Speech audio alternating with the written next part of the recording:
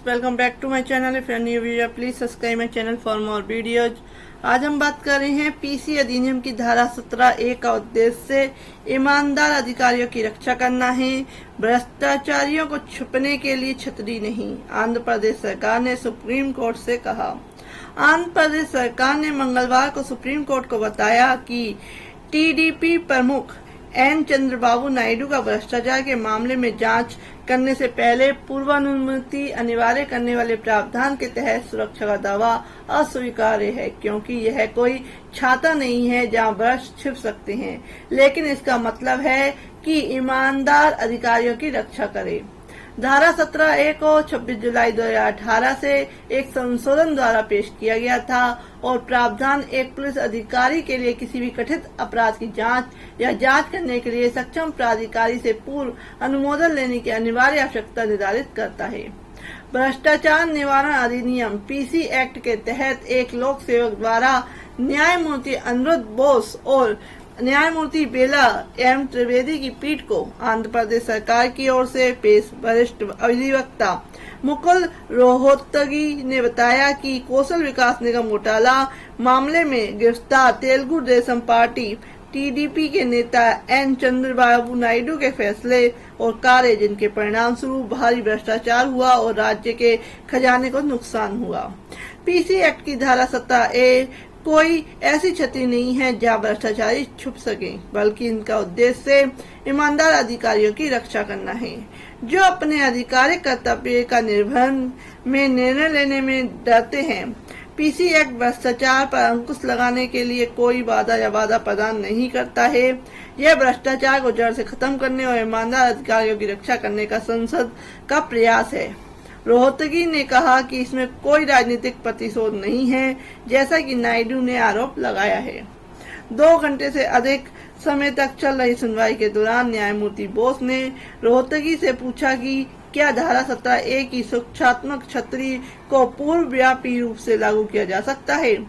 रोहतगी ने कहा, नहीं, आप धारा 17A को समय से पीछे नहीं छोड़ सकते। वे यही करना चाहते हैं।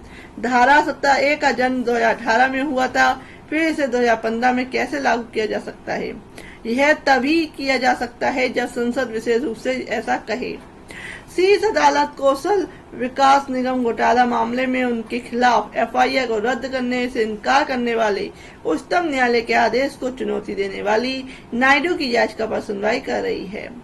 रोहतगी ने कहा कि नायडू की याचिका में उठने वाले मुद्दों का फैसला एफआईआर रद्द करने के लिए दायर याचिका में नहीं किया जा सकता है। उन्होंने कहा, आधिकारिक कर्तव्य क्या था, क्या निर्णय लिए गए, क्या सिफारिशें की गई जैसे पर्सन मामले से संबंधित कुछ मुद्दे हैं जिनका निर्णय सबूतों को देखे बिना नहीं किया जा सकता है और यह केवल ट्रायल कोर्ट के समक्ष ही किया जा सकता है। उन्होंने कहा कि मौजूदा मामले में इतने बड़े पैमाने पर भ्रष्टाचार या हेराफेरी प्रथम दृष्टया आधिकारिक कर्तव्य के निर्वहन का मामला नहीं हो सकता है। वरिष्ठ वकील ने कहा कि कोई राजनीतिक प्रतिशोध नहीं था। मामले में एफआईआर 2021 में दर्ज की गई थी, जबकि अपराध पीसी अधिनियम में 2018 में किए गए संशोधन से पहले का है।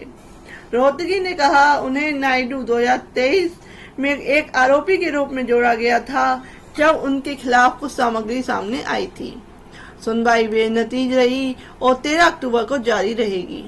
शुरुआत में नायडू की ओर से पेश वरिष्ठ वकील हरीश साल्वे ने कहा कि पुलिस द्वारा एक लोक सेवक की भूमिका के बारे में पूछताछ शुरू करने से पहले उन्हें जाकर राज्यपाल की सहमति लेनी चाहिए थी। शीर्ष अदालत ने देवेंद्र पाल सिंह भुल्लर के 2011 के फैसले का हवाला देते हुए साल्वे ने कहा कि यह माना गया है कि यदि प्रारंभिक कार्रवाई कानून के अनुरूप नहीं थी तो बाद की सभी और प्रमाणिक कार्यवाही इस कारण से विफल हो जाएगी कि अवैधता जड़ पर हमला करती है।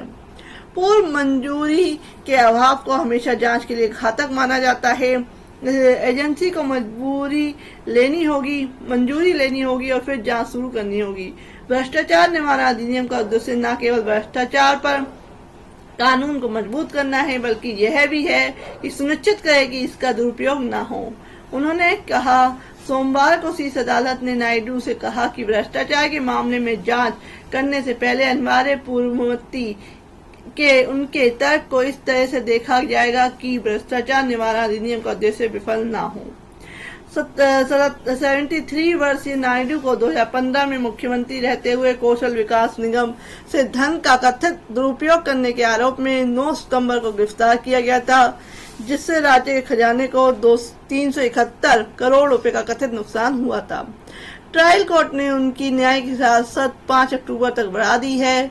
सीआईडी ने अपनी रिमांड रिपोर्ट में आरोप लगाया कि नायडू धोखाधड़ी से दुरुपयोग करने और अन्यथा अपने स्वयं के उपयोग के लिए सरकारी धन का परिवर्तन करने, संपत्ति का निपटान जो एक लोक सेवक के नियंत्रण में थी के इरादे से एक आपराधिक साजिश में शामिल थे। धोखाधड़ी, जाली दस्तावेज बनाना और सबूत नष्ट करना, ये सारा उनमें शामिल है।